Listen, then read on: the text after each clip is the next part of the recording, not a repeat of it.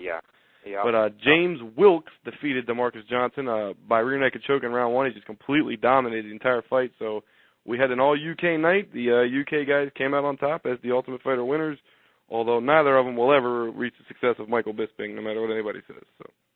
Bisping was a complete jackass. For those of you guys that didn't see the Ultimate Fighter this season, I mean, he really came off. He got booed a lot when they showed his face on the screen, too, which is rare. He used to get cheers. I think they changed his character on that show.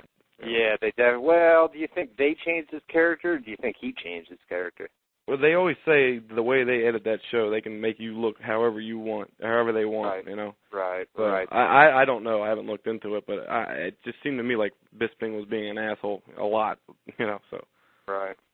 And then after that, we had our main event, right? Main event was next with Diego Sanchez versus Clay Guida. We had an argument last week on the show who would win. I told you Guida would kill him.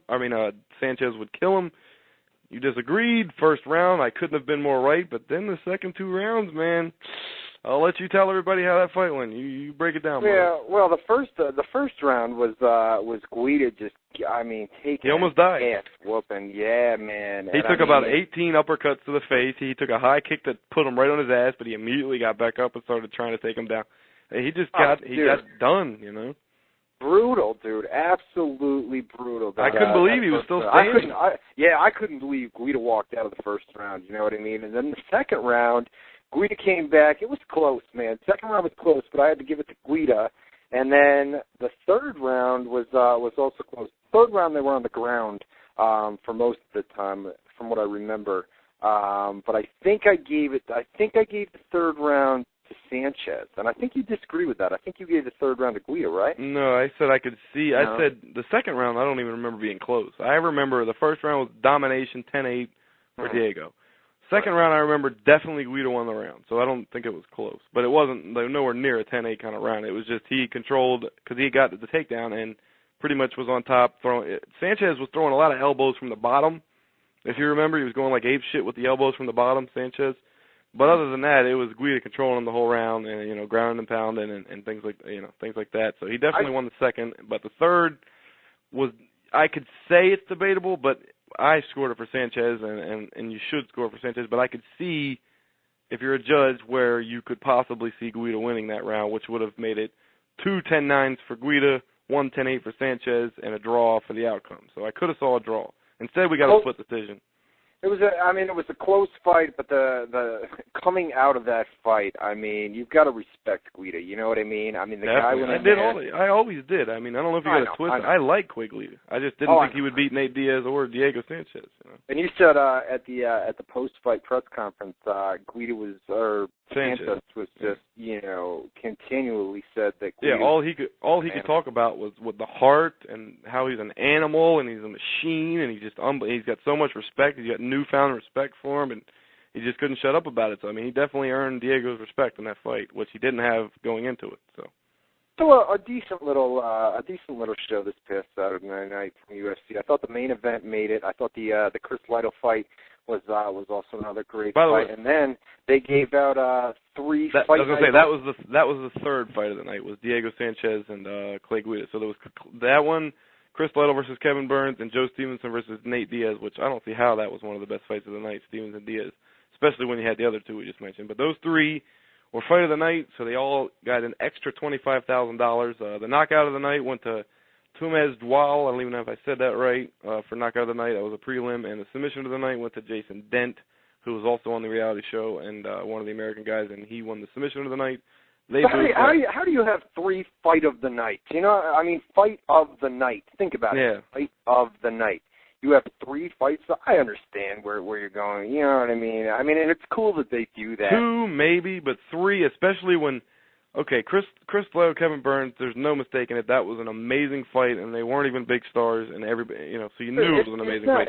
Diego Sanchez and Clay Guida are big stars. It was the main event, and it lived up to the hype. So I think that's why that was one of the fight of the nights as well, because it was a damn good fight too. Let's be honest, that first round was insane. Listen. Real quick, Stevenson Diaz, there was nothing in there that indicated that was even close to the other 2 fights as far as excitement. Yeah. As far as the overall fight was concerned, no doubt. But to me, I know why they do that, and it's cool that Dana is open to giving a couple fight of the night bonuses. But the money the off the book. Yeah. The word fight doesn't have an S at the end of it for fights of the night. You know what I mean? It's fight of the night. If it's fight of the night, or is it fights of the night? I mean, they were all three main card fights too. So if you look at it, there was only 1, 2, 3, 4, 5 main card fights. 3 of those 5 were fight of the night. So. Yeah, it's a little. The only 2 that weren't were the Ultimate Fighter finale fights, So maybe a little bit overdone, and I don't think they've ever done that before. Maybe Not Dana 3. White was just in a jolly mood on Saturday night. A lot of it has to do with money too, though, because you get paid to show up, you get paid to win. I mean, that's the basic structure. Some people have different contracts, but you get a show up purse, and then you get a win purse if you win. Usually your win purse is real big, so it gives you an incentive to win, so you fight better. And it's more exciting.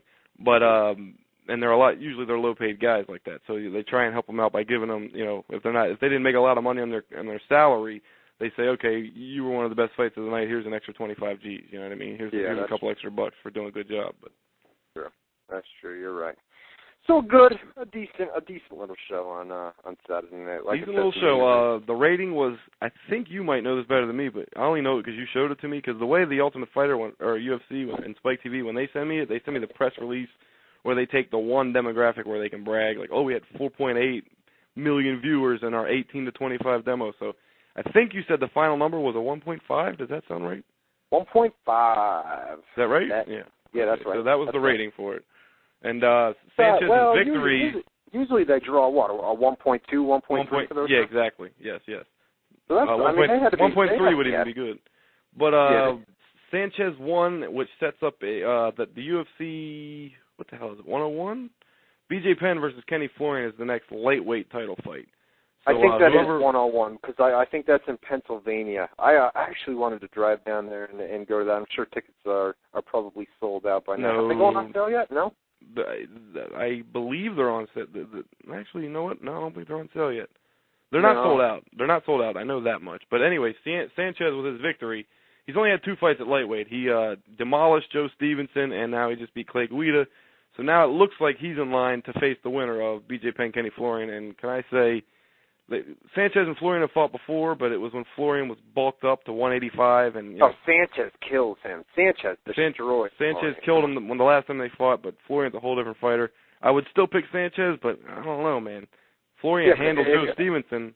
But wait, you said there's a possibility of Sanchez versus BJ Penn? That's what I'm saying. I would love to see that fight because that's the only guy that can really challenge BJ after Kenny is Sanchez, and then there's nobody left in the division for him, so he's going to have to go back to 170 unless a new contender emerges. They've got to do the George St. Pierre. They've got to do that again. I think they have to do that. All the controversy? Yeah.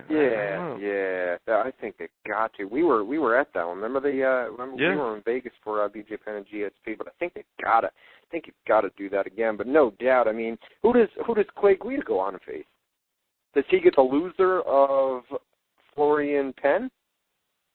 That makes sense. Yeah, have Florian and Guida fought before? I don't think so. Yeah, that makes sense. Probably. You'd have. Well, I think Diego would get. Or they could. You know what they could do? They could do Clay Guida versus Joe Stevenson. Oh, there you go. Stevenson won, but he was on the lower. Yeah, so. Right. Yeah, that'd be a great fight there too. Geez. They fight the same way. Ooh, yeah, that's a boy. That's no doubt. Joe Daddy. Anybody versus Guida is going to be a good fight. Anybody. Yeah. Guida makes good fights. Exactly. Even his entrance is exciting. I mean, that dude, he's. Well, the thing is now is that the guy can take an ass whooping. You know what I mean? You know that Guida can get his ass. He'll never get tired. Yeah. I mean, my God, after the fight, he was jumping up and down during the post-fight interview. He couldn't stop bouncing. Remember? Yeah, I know. Joe Rogan tried to interview him. Before the fight, too, dude. Before the fight, he comes out jumping. And then in the post-fight interview, Joe Rogan is trying to interview the guy, and the guy is just filled with energy, jumping up and down, just like, wow, I'm ready, dude. I'm ready to go again, That reminds me of the only other UFC I went to, you weren't on that one, was when I went to Anaheim, California. I saw it was Andre Arlovsky versus Tim Sylvia 2, which was an amazing finish, and Tito Ortiz versus Forrest Griffin. And after the Tito Ortiz-Forrest Griffin fight, Forrest dropped down and started doing push-ups and stuff while they were doing the announcements and stuff, just to prove that he still had the energy. That's crazy. Speaking of Andre Arlovsky, real quick, one really quick note. Affliction has dropped him. I saw that the other day because the reason behind it was, oh God, man, I just put it up on my MMA website. I would assume, I haven't read the reason, but you can tell me if I'm right. But no, it's money related because I was gonna say he got paid way too much and he just got knocked out by Brett Rogers. So it's like, wait a minute, it's like why would we go and pay this guy all that money to have him come in here and continue to lose? Oh, I mean, Arlovsky used to be a name that you had to see. You know what I mean? It was Andrei Arlovsky. Affliction did the same thing with Tim Sylvia when he got knocked out by Ray Mercer. Tim Sylvia was supposed to be on that